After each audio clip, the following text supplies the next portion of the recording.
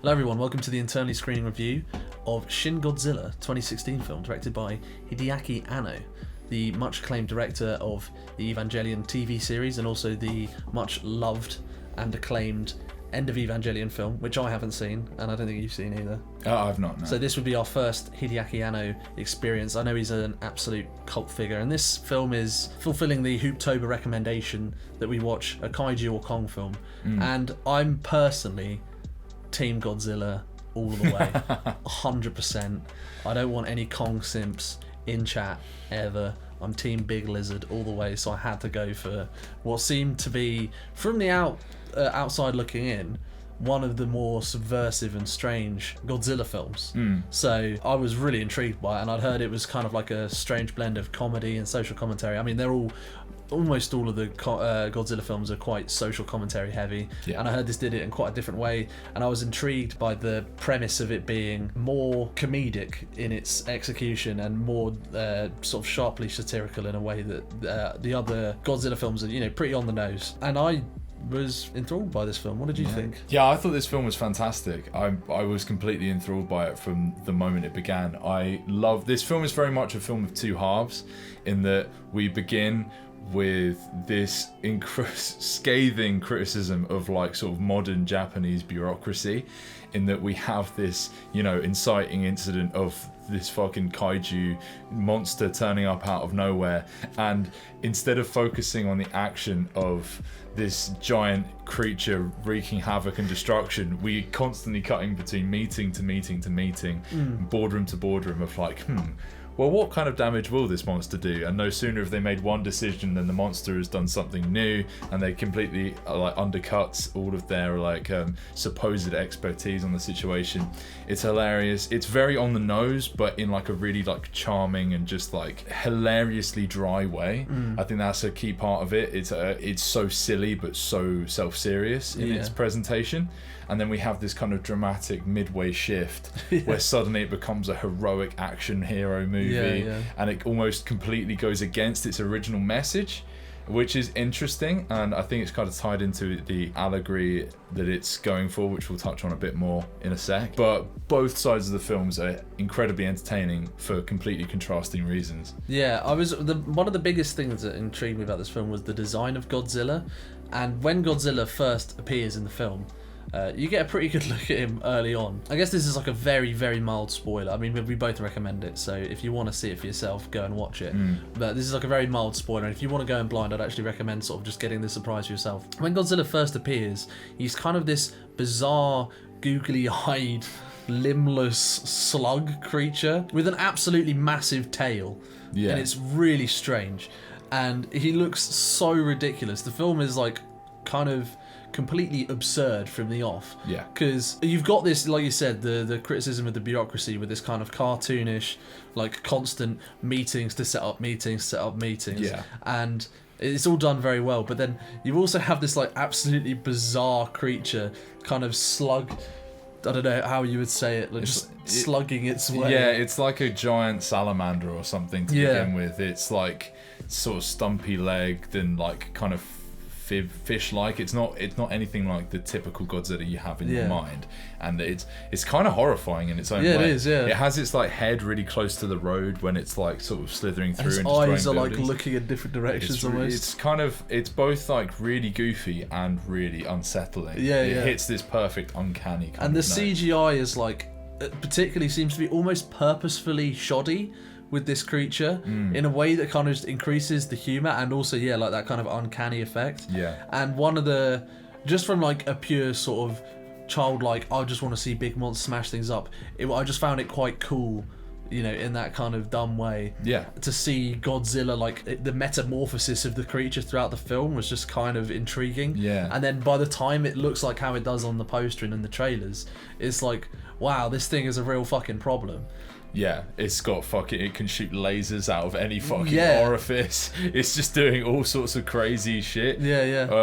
One particular sort of kind of midpoint climax, it shoots the holy shit moment of the film. It kind of turns into a giant laser disco ball where it's firing lasers all out of its back and stuff, and they've got this convoluted military maneuver planned, and it all goes tits up. Yeah, the Americans come in and immediately get slaughtered. Yeah. There's a lot of sort of internal politics to this film that, beyond just the pure bureaucracy of like, oh, Japan is very caught up in its meetings and its business-like conservatism. There's also then this sort of secondary element of wanting to appear competent to outside nations, particularly the American influence, and always been like kind of hesitant to embrace help from outside for fear of seeming weak and helpless in a modern context, which I guess, you know, we know something about but see very little of in Japanese culture in terms of like movies and television and things like that, is this behind the scenes American force that's always kind of that's been there since the end of the war,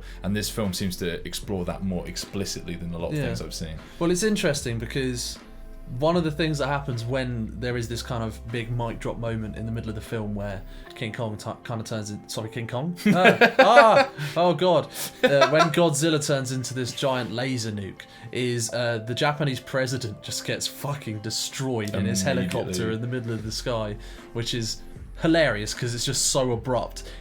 His character sort of seems to be on his way to the next part of his story beat, and just gets cut down, which is very funny, and just hilarious, and also kind of like sets the threat level because you kind of don't really expect him to die. And obviously it's an interesting choice that then the Americans also get kind of completely obliterated. All of their like sky bombs, they have these like special like stealth bomber planes, which might be a real thing, I don't know, but they come in, you're like, oh, they're gonna sort it, and they like absolutely blast it with like this really high powerful explosive artillery basically, and it does nothing, and they all get cut down. And then the second half of the film is kind of this, after like a very scathing indictment of like the culture of Japanese governance, then kind of shifts to this kind of patriotic teamwork thing where they're working with the Americans as well. Obviously the original Godzilla film is like very much about like the brutality and the trauma caused by the Hiroshima and Nagasaki bombs, and this film is obviously like massively influenced by that, and the imagery of Godzilla is kind of forever going to be tied to that. But it's interesting how the second half of this film is kind of about them working with the Americans as well to sort out the problem. I just found that quite... Like, I don't know what the message of the film is. I don't know what to make of it, but it was like intriguing. Well, we assumed that a large portion of this film, if not the entirety of it, was like an allegory to the Fukushima incident. So it's kind of a recontextualized modern version of an old story, because it's like it's an instance of history somewhat repeating itself, but in a new, slightly altered way. I think that's interesting because it kind of presents itself in the title of the film itself, which Shin Godzilla, Shin in Japanese seems to have a multitude of meanings, as a lot of, my understanding is a lot of Japanese characters tend to. But in this light, two meanings of it seem to be... There's like Mr. Godzilla. Well, there's Mr. Godzilla, which is kind of... I just like that. That was fun. But there was New Godzilla. And like real or true Godzilla, like this is the like so. Well, actually, the tagline is reality brackets Japan versus fiction Godzilla, right? Which is kind of works for that. I guess so. But I guess in tying those sorts of potential meanings to the title, and I think from what I read, the title was deliberately ambiguous in that way. You can kind of infer that like this is like new in that history is repeating itself, and true as in like, I don't know, with that one it's almost like, is this taking the piss out of older films and saying this is the best one, this is the real film? Or maybe it's just speaking to like the satire of the film, because the initial joke of the film with the whole making fun of the bureaucracy and the slow moving meetings and all of this is the kind of joke that I think would wear thin pretty quickly, but the film does a pretty good job of making it consistently more and more absurd and funny, and having, it's just very well shot. It's got like a real energy to it.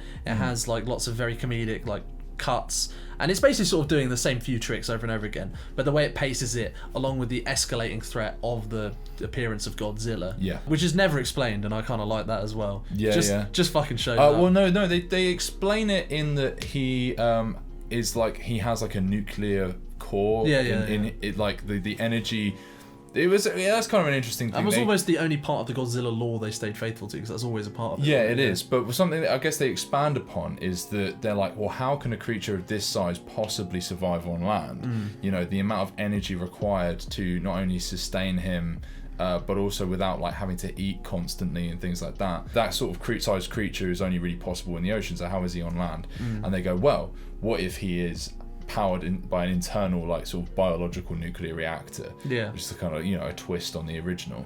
And then they work out that his blood acts more as like a rather than pumping oxygen to different parts of the body, it's pumping it was like heat, right? It's like acting as a I forget exactly how they describe it, but it basically functions to serve the nuclear reactor within him. So then at the end of the film, just jump ahead a little bit, is they devise a plan to freeze his blood, which is so silly, but like really kind of wonderfully executed. I mean, I would say personally, I think I probably prefer the first 2/3 of the film. The ending's like fine. It's not like as good as the rest of the film in my opinion, but it's still kind of like, it's so achingly sincere by the end of the film in a way that's so like massively like jarring to the first half, that it's just really funny still. So it's not like a bad ending. Like, it just becomes this like almost Independence Day but for Japan yes, type that's film. what it does.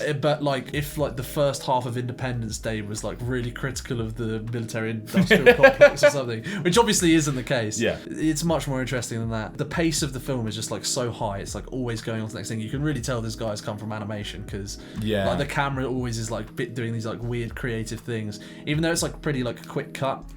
It like really has like a sense of like rhythm to and a sense of scale as well. I think that's another thing you get from like anime loves to do like big shots of like cities. Well, Evangelion, right? Yeah, cities being destroyed from like like almost like an orbital position of seeing like this huge like swathe of land destroyed, and there's a few shots like that. There's, you know, the creativity in the framing of, rather than just here is Godzilla in a city knocking buildings over, there's a lot of variety in that. In showcasing that. What I like is it's sparing with its gratuity, in that when it gets ridiculous, it gets unreal ridiculous. I love but that, it's not like breakneck all the time. And it takes its time to be in its more quiet moments. It still has that brisk pace, but it's still remarkably character driven, even if they are kind of broad strokes. I thought the main character, forget his name, I mean, it's not really like a character focused film. It's almost more of an ensemble film, but then they eventually sort of land on one character, and he's pretty compelling. He's a bit of a blank slate, but it kind of works for the film because it's clearly not really going for that, and it's all about, he essentially is set up to be the next president of Japan, right? So it's like, it's that level of ridiculousness. It's like very anime-ish in that way. It works just fine, basically. I think maybe the film could have been improved a bit more with like maybe a bit more character development. It doesn't really need it, but it's the kind of thing that I feel like it would have still made it better. But I do agree with what you're saying about the amount of destruction, because if you watched Godzilla vs Kong, I know a lot of people like it, but that film is just exhausting by the end of it, like with the amount of just like buildings smashing and huge shit going on. Whereas I think you're right, this film like kind of nails, because when it gets like visceral, it's like, oh my god. Well, they make Godzilla really colourful and bright. You know, it goes from like fire breath with like kind of glowing like red bits on its body, to then like this purple disco mode. Godzilla is kind of like the focal point of all the like the brightness and the outrageousness in terms of design, and then everything around it is just this sort of standard grey city. In something like Godzilla vs Kong, everything's bright apart from our fucking main boys, and so you're just kind of being bombarded with colours and shapes, and it is quite dizzying to follow. Not impossible, but just quite a bit of a headache, especially after so much time doing that. Well, I also think the characterization of Godzilla himself is really interesting in this film, because there's always kind of been this thing, like in the first film he's pretty much just a good guy, and then ever since, like, it's the classic thing, if you have like a successful horror or like monster character, they always eventually become the good guys. And then there's this interesting lore about like how Godzilla comes out to like protect humanity. He just destroys a bunch of shit in the process, like which really gets emphasized in the I think it's the 2014 Gareth Edwards Godzilla film. And this film, the way he's characterized is he's kind of just like a lumbering, inanimate, like toddler who just doesn't really know what he's doing. He's just kind of going around. Yeah, he's and then kind when of you completely prod passive. him too hard, he just goes. Yeah, because it's only at the point where they drop enough of a heavy artillery on him to bleed is when he goes fucking Super Saiyan or whatever. Yeah. But up until that point, he's just kind of wandering about. But, like, he is just a lumbering beast in the same way that, like, I don't know, like an elephant that has wandered off from its its group, it might be a lumbering beast. It just sort of wanders into a town. Because he's almost something. he's not like going for the buildings. He doesn't like punch them much or anything. No. He just kind of like walks through them and turns around. Yeah. He's just kind of clueless. Yeah, because the whole thing at the beginning of the film is it's like they're trying to calculate when he's going to get to a certain city, and they're like, "What is it doing?" And it's like you never really know what he's doing. He's just going in a line. I've just forgotten. There's an amazing bit in the first half of the Bureaucracy where they get like the fighter jets. They're all like waiting. No, they're like helicopters, I think, and they're all like, "Do we have the command to go and fire all of our artillery?" Oh, sorry, yeah. Let me just call this other bloke. Oh yeah, sorry. Let me just call this other bloke. And they've got like all these helicopters pointing, ready to go. And Godzilla after a while just goes, he just goes, huh. And then just turns around and walks off, and they haven't shot anything at him because they're like still waiting on the orders. There is also something wonderfully comedic about the bit where they do actually get the helicopters to fire, and they're just all shooting him in the face, and he's just stood there like perfectly in the face, and then like nothing happens. They're like, oh, he just keeps going. I think it's interesting at the end as well, where they've successfully frozen Godzilla in like a hilariously sort of Scooby-Doo, Wallace and Gromit kind of like contraption, like the whole way they've orchestrated that. Oh, where they use the bullet trains with like the whatever it is they've concocted, and they like drive the they all trains explode into to like they like trap him by like blowing up buildings and making them fall on him, and they inject their serum into his throat. They're like 100%. It's a bit of an anticlimax though, don't you think? In the end, where it's just like, oh, and he's frozen. Yeah, maybe, but I don't know. As an allegory for the whole Fukushima thing, it kind of works. Yeah, it does. And the interesting part is that they have this sort of rooftop scene at the end where he's looking out over the city and he sees like this still frozen statue essentially of Godzilla, and he's like, I guess we've got to learn to live with it in the same way. Because like, is the implication not that you could like just turn on again? Right? Exactly, that is the implication, and I think that much in the same way with the nuclear reactor, it's like we've had the meltdown and we've repaired it, and we can't just get rid of the nuclear reactor. Like this sort of danger is ever present. Like, radiation has like a half-life, right? It takes like years and years and years. Yeah, exactly. So that exactly works on that level as well. I don't know enough about the Fukushima thing, and I'll read up more between editing this, but my understanding is, from what this film kind of presents, is that it was a blunder in the way into it, like not foreseeing the obvious signs,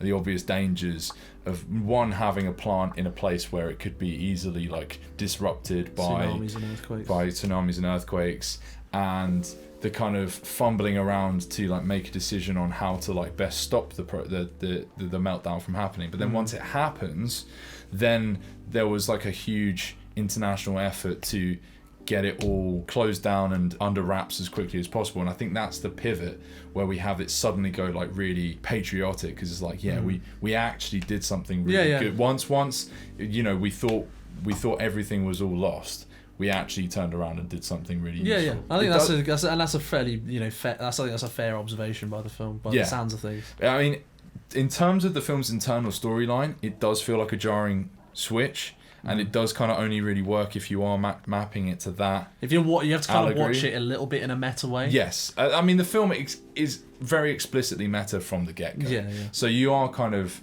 forces your hand with that bizarre design at first, right? Yeah. It's not a perfect film, and its switch up is a bit jarring, but I think it is effective in kind of making that parallel. Yeah, for sure. And it's pretty. It's just so enjoyable from start to finish. It's just fun to watch, Yeah. What would you rate it?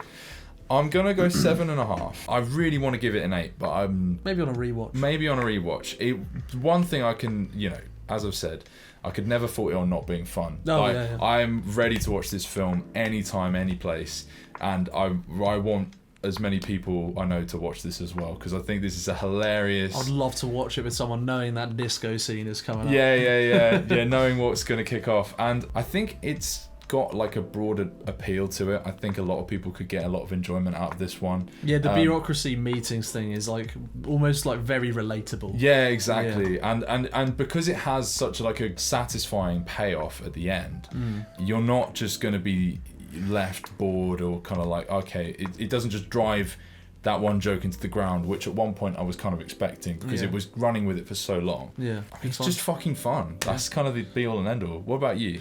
I'll give it a 7. Yeah, I mean, I don't really rate films as a half, but if I did, I'd probably still have it as a 7. Okay. Because I mean, I don't know how I need to rewatch a lot of my Godzilla films. I've only seen the first one once. I've seen the Gareth Edwards one, which I really like, and then a bunch of the slightly trashy ones, which aren't up there. So this is definitely like, from what I've seen, one of the best Godzilla films. Easily. I like that it has a concept and it runs with it. And it's not just doing the same thing that you've seen from a ton of Godzilla films.